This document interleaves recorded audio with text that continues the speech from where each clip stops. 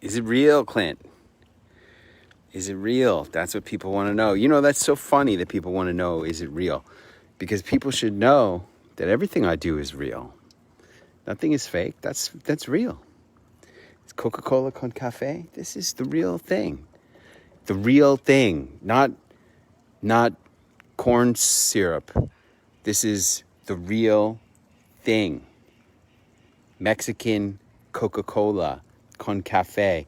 Now, this story tonight is not sponsored by Coca-Cola con cafe, but it is refreshed by Coca-Cola con cafe. And if you know the Coca-Cola Bottling Company of Mexico marketing department, would you please have them sponsor this show? Because I'm doing a lot of promotion for these guys. And, I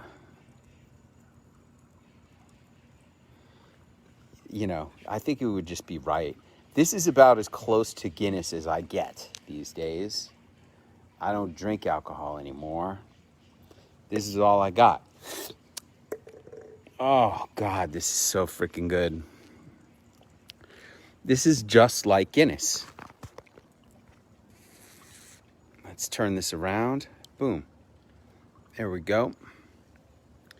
Coca-Cola con cafe. Oh, man. Just like Guinness.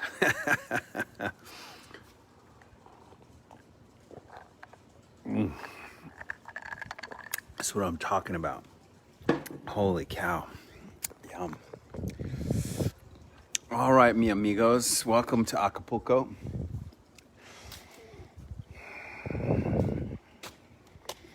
And happy Easter to everybody. This is the perfect story for Easter. This is my most Christian experience that I've ever had in my life. You know, I have been to the Vatican.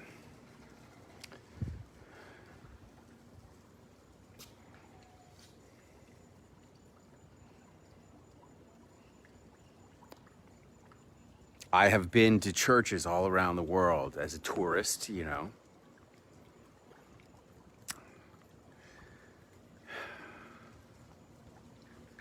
But the most moved I've ever been from a Christian experience. Oh, and by the way, here I am in Mexico, and this is a Catholic house that I'm in right now. See, the cook and the housekeeper, sincere Catholics, But the most Christian experience I've ever had happened because I am a fan of great writing. And I'm a student of New York Times best-selling books. And I discovered a writer by the name of Joel Osteen. He's a writer. This guy's a New York Times best-selling author. And the first book of his that I ever bought was called It's Your Time. It's Your Time. What a beautiful book. This was back in my beginning days in the experts industry, when I was first starting out as an author, a speaker, and a coach. And I had a mentor, and he'd always say, it's your time, it's your time, it's your time. And I saw this book by Joel Osteen, and I was like, wow, it's your time. And I read that book. It was the first book of, I read the New Testament once when I was 19 years old, traveling in Italy. But reading It's Your Time by Joel Osteen, that was truly fantastic experience, solidifying my belief in my own ability to succeed. And I did. I became successful as a writer. And I got to tell you, I tried for 13 years to break into Hollywood as a screenwriter and as an actor, and just banged my head up against the wall. In that whole time, I think I made maybe $15,000 as a writer during 13 years. Maybe I made a little more, but it was spread out.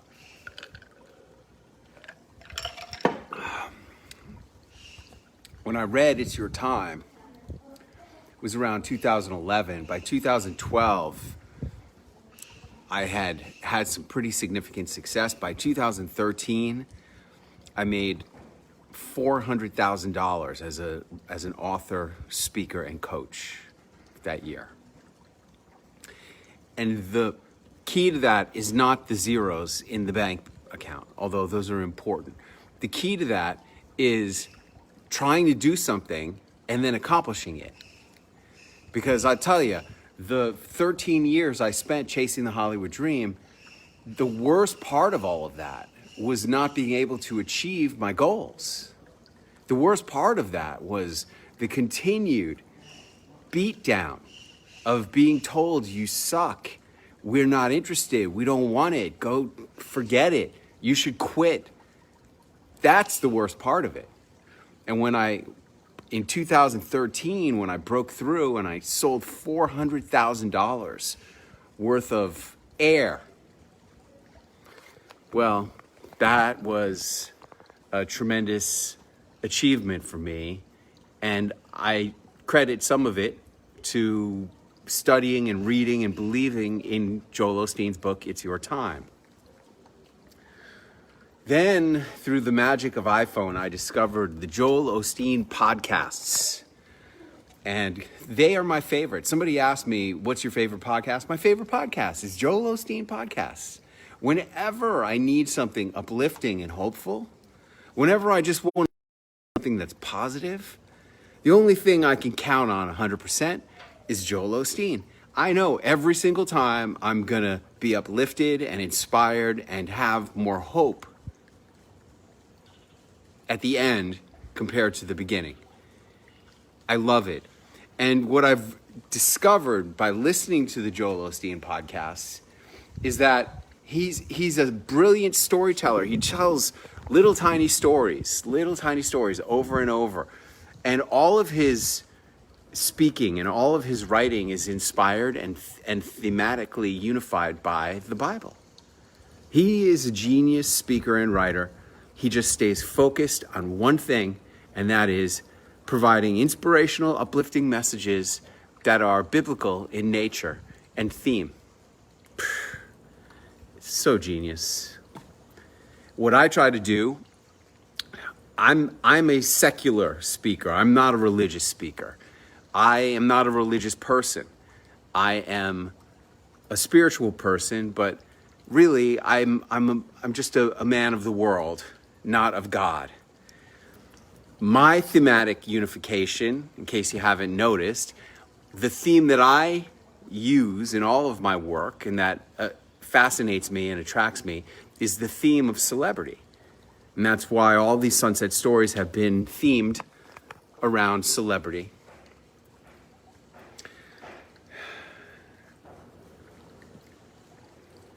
It came to be several years into my career.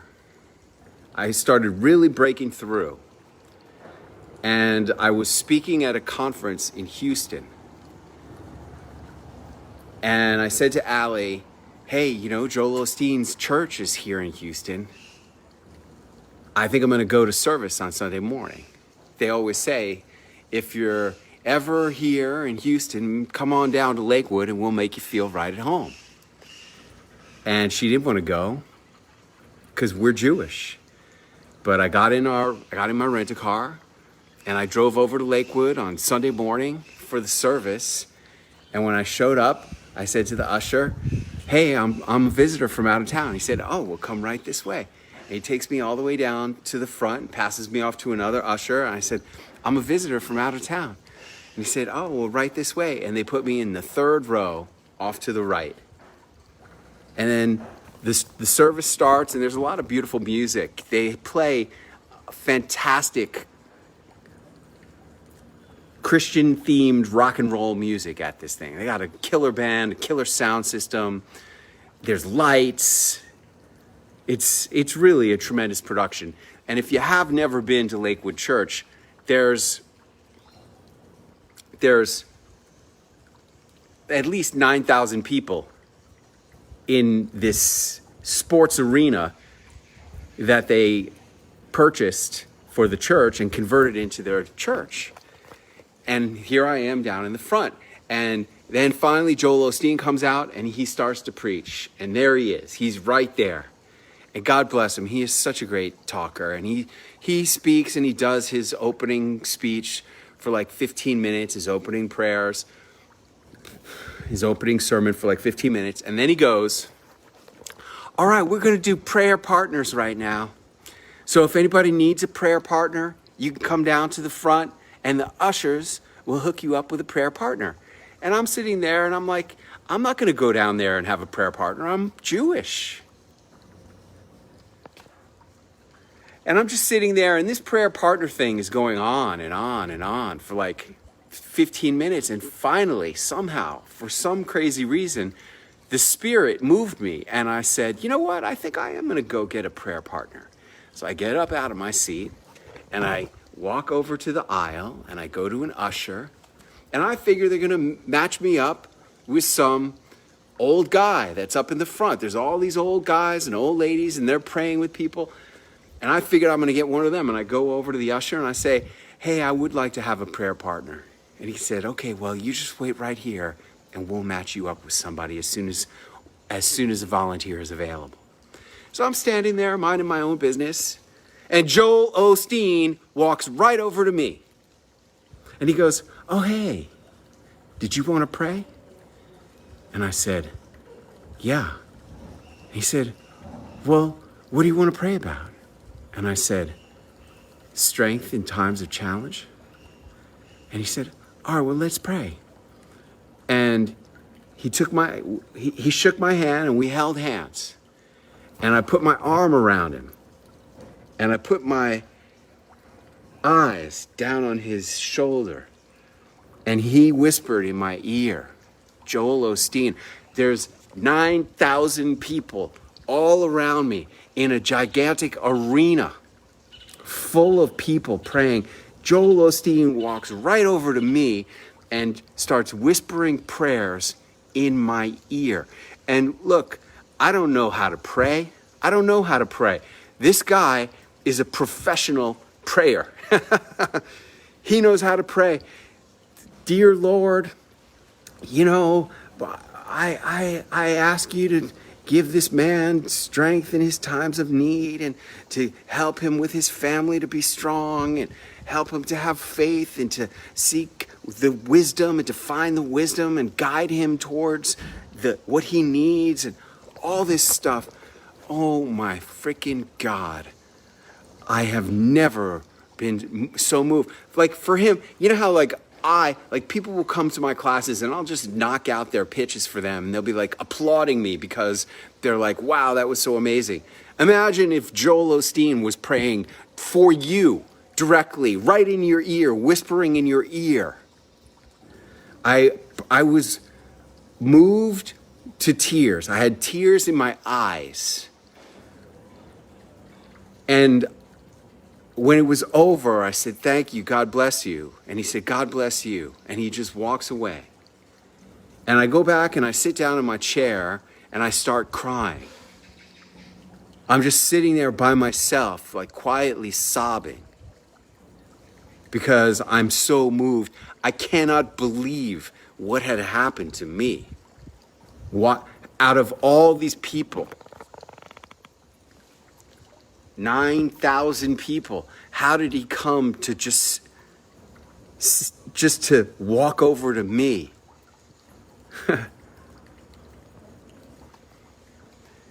And after the service was over,